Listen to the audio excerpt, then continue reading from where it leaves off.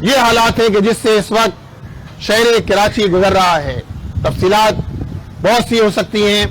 یہاں آخری بات یہ عرض کروں میں کہ یہ ظلم کا نظام ہے. لوگ 2 وقت کی روٹی کے لیے پریشان ہیں اور ایسے حالات میں حکومت اور حکمرانوں کی شاہانہ اخراجات، ان کے شاہانہ ٹھاٹ باٹ، ان کے للے تللے، ان کے پروٹوکولز ختم ہونے کا نام نہیں لے رہے.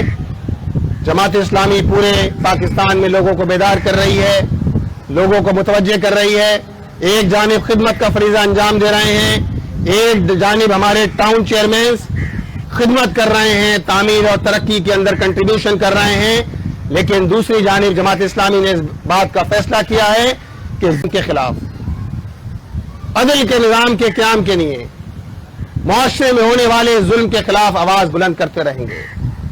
اگر حکمران اپنی عیاشیاں ختم نہیں کریں گے تو ہمارے پاس یہ رائٹ ہے کہ ہم سڑکوں پہ نکلیں. آپ دیکھیں پٹرول کی قیمتوں میں اضافہ ہو رہا ہے، مستقل اضافہ کیا جا رہا ہے. آپ کہتے ہیں کہ انٹرنیشنل مارکیٹ سے ہم روزانہ کی بنیاد پر جو ہے وہ پٹرول کی قیمتیں مقرر کریں گے. جب انٹرنیشنل مارکیٹ میں پٹرول کی قیمتیں کم ہوتی ہیں، اس کا فائدہ عام عوام کو نہیں ملتا. پٹرول کی قیمتیں کم ہوتی ہیں، آپ 35 پیسے اور 75 پیسے آپ کم کرتے ہیں. لیکن جب کم قیمتیں بڑھتی ہیں تو آپ 25 روپے اور 10 روپے اور 15 روپے بڑھاتے ہیں. یہ کیسا نظام ہے کہ جس میں آپ لیوی کے نام پر لوگوں کی جیبوں پہ ڈاکہ ڈال رہے ہیں، بھتہ وصول کر رہے ہیں. یہ بھتہ لیوی کے نام پہ جو آپ وصول کر رہے ہیں، یہ کسی طور پاکستان کے عوام کو قبول نہیں ہے. انشاءاللہ 3 اگست کو شہر کراچی میں خواتین کا ایک عظیم الشان احتجاجی مارچ منعقد ہو رہا ہے. شارع قائدین پہ پورے کراچی سے بڑی تعداد میں انشاءاللہ تعالی خواتین بہنیں اس مارچ کے اندر شریک ہوں گی. حافظ نعیم الرحمان صاحب اس مارچ کی قیادت کریں گے اور 7 اگست کو انشاءاللہ تعالی پورے کراچی میں پورے کراچی کی سڑکیں بند ہوں گی. پورے کراچی سے لوگ جمع ہوں گے مزار قائد پر، اپنا احتجاج ریکارڈ کرائیں گے اور انشاءاللہ تعالی ان ظالم حکمرانوں کو گھٹنے ٹیکنے پر مجبور کریں گے. بہت بہت شکریہ.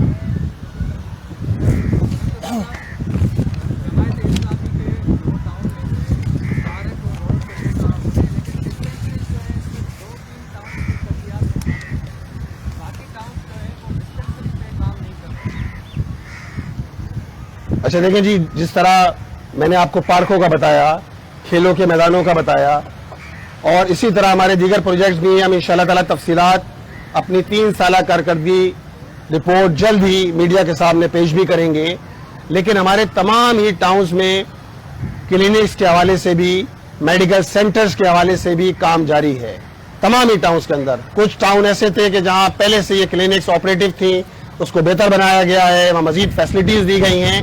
اور کچھ ٹاؤن ایسے تھے کہ جہاں یہ basic health unit, primary health care unit ویران پڑے ہوئے تھے، بنجر تھے بالکل، وہاں لوگ آتے ہی نہیں تھے.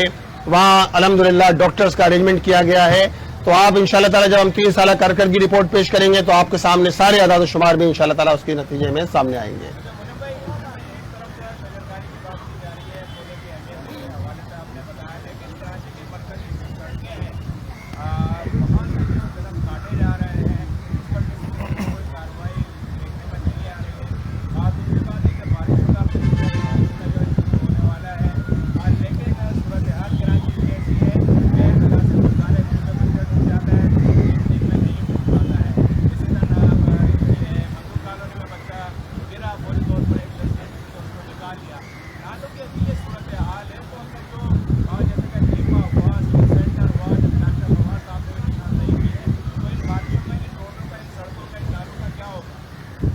دیکھیں یہی بات تو ہم کہہ رہے ہیں کہ مرتضی وہاب صاحب پچھلے 2-3 سالوں سے جب بارشوں کا آغاز ہو رہا ہوتا ہے اس وقت یہ نالوں کی صفائی کا آغاز کرتے ہیں. بھائی یہ مستقل کرنے کا کام ہے.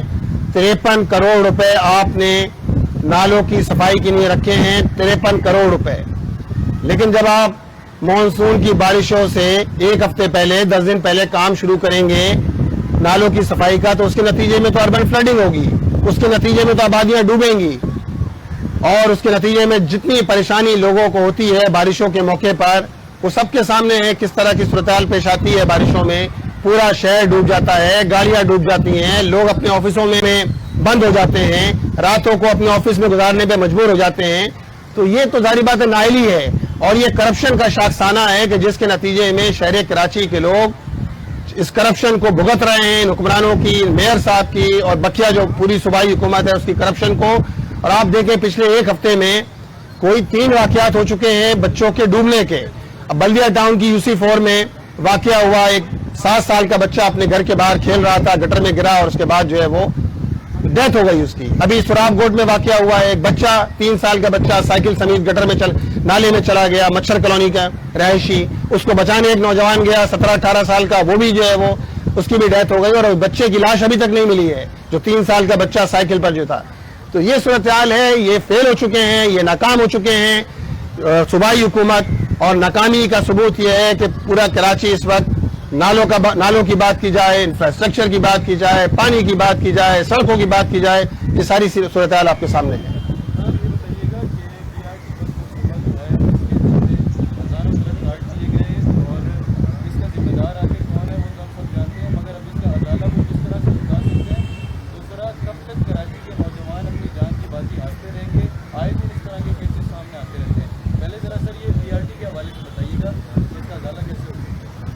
دیکھیے جی، جو درخت 5 سال میں 10 سال میں بڑا ہوتا ہے اس کا ازالہ تو ممکن نہیں ہے کہ فوری طور پر اس کا ازالہ ہو سکے، اور یہی بات تو میں نے کہی کہ BRT ریڈ لائن کے نام پر کم و بیش کوئی 10,000 سے زائد درخت کاٹ دیے گئے، اسی طرح BRT گرین لائن کے نام پر درخت کاٹ دیے گئے، لیکن پلانٹیشن ڈرائیو نہیں ہوتی، درخت اس تیزی کے ساتھ لگائے نہیں جاتے، پودے لگائے نہیں جاتے، اور ہزاروں کی تعداد میں درخت کاٹ دیے گئے ہیں۔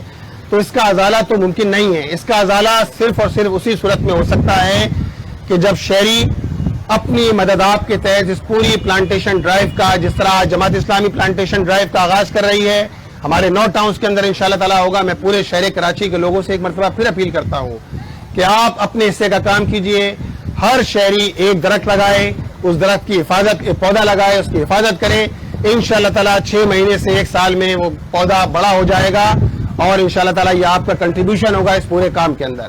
دوسری بات آپ نے جو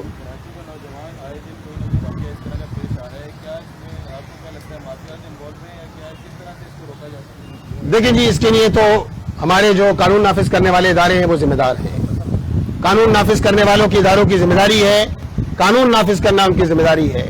آپ عوام کے ٹیکسوں پر پلتے ہیں، آپ عوام کے ٹیکسوں پہ پلنے کے باوجود بھی عوام کو ریلیف دینے میں ناکام ہیں۔ آپ کی ریسپانسبلٹی ہے لوگوں کے جانوں کے تحفظ کی۔ یہ CCTV کیمراز کس مرض کی دوا ہیں؟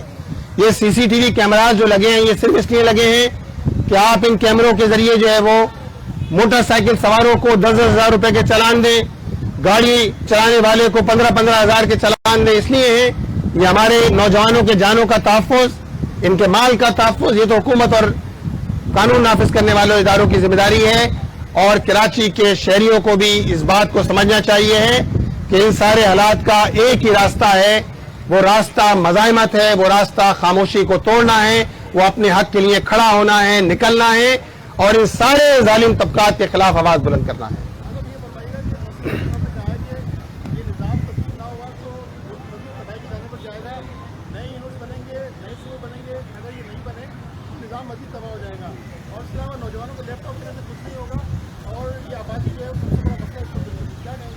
بھائی وزیر داخلہ صاحب محسن نقوی صاحب کس سے یہ بات کر رہے ہیں؟ وہ نگراں وزیر اعلیٰ تھے پنجاب کے، وہ نگراں حکومت میں بھی شامل تھے، وزیر اعلیٰ پنجاب تھے، ابھی وہ وزیر داخلہ ہیں، وہ میرا خیال ہے وزیر خارجہ بھی وہی ہیں، شاید وزیر خارجہ بھی کا کام بھی تقریباً وہی کر رہے ہیں، اور دفاع اور داخلہ اور خارجہ کے درمیان کوارڈینیشن کا کام بھی وہی کر رہے ہیں، تو وہ کس سے سوال کر رہے ہیں؟ یہی تو ہمارا فیلئر ہے۔ وہی سارے لوگ جو فارم 47 کی شکل میں مسلط ہیں، وہ MQM شور کر رہی ہے کہ جس کو کراچی سے 1 سیٹ نہیں ملی، 15 سیٹیں دے دی گئیں۔ ذرا بتائیں نا وزیر داخلہ صاحب، کس نے دی ہیں 15 سیٹیں؟ ذرا بتائیں کہ پیپلز پارٹی کو کراچی کی قومی اسمبلی کی یہ 7 سیٹیں کس نے دی ہیں؟ ذرا بتائیں کہ پورے ملک کے اندر یہ فارم 47 کا دھندا کس نے شروع کیا ہے؟ ذرا بتائیں نا اس شہر کراچی کا بیڑا غرق کرنے میں، ذرا بتائیں وزیر داخلہ صاحب کون لوگ شامل ہیں؟ وزیر داخلہ، وفاقی وزیر داخلہ بتائیں، صوبائی وزیر داخلہ بتائیں، کون لوگ شامل ہیں کہ جنہوں نے اس شہر کراچی پر ایک قابض میئر کو مسلط کر دیا. تو اس کا نتیجہ تو یہی ہونا ہے جو کچھ ہو رہا ہے. اور یہ نظام تو پہلے سے ہی بوسیدہ ہے, یہ بیساکھیوں پہ کھڑا ہے. اب یہ بیساکھیاں بھی ہل رہی ہیں تو ان سب لوگوں کو پریشانی ہو رہی ہے. جہاں تک دیکھیں صوبوں اور یہ یونٹس کی بات ہے, ہمارا موقف پہلے دن سے بالکل واضح ہے کہ با اختیار بلدیاتی حکومتیں مسائل کا حل ہیں. باقی یہ بحث کے صوبے کتنے ہونا چاہیے انتظامی یونٹ ہونا چاہیے. جن لوگوں نے 26ویں ترمیم کی, یہ سارے لوگ موجود تھے 26ویں ترمیم میں, ایم کیو ایم پیپلز پارٹی سب موجود تھے. 27ویں ترمیم کی استثناء دے دیا, ایم کیو ایم شامل تھی. آصف علی زرداری صاحب کو استثناء دینے میں ایم کیو ایم شامل تھی, جو چوری کر کے بھی شور مچا رہے ہیں. تو یہ سارا ڈاکوؤں کا, چوروں کا اکٹھ ہے. جس طرح 26ویں 27ویں ترمیم کی اسی طرح ترمیم لے کر آ جائیں, کریں, پھر انہی لوگوں کو جمع کریں, ان کے ذریعے کریں. عوام کو لڑانے کا خدا عوام کو لڑانے کا کام نہ کریں. اسی طرح جس طرح آپ نے پہلے ترمیم کی تھی اسی طرح ترامیم کریں, لیکن عوام کو ان کا جائز حق دیں.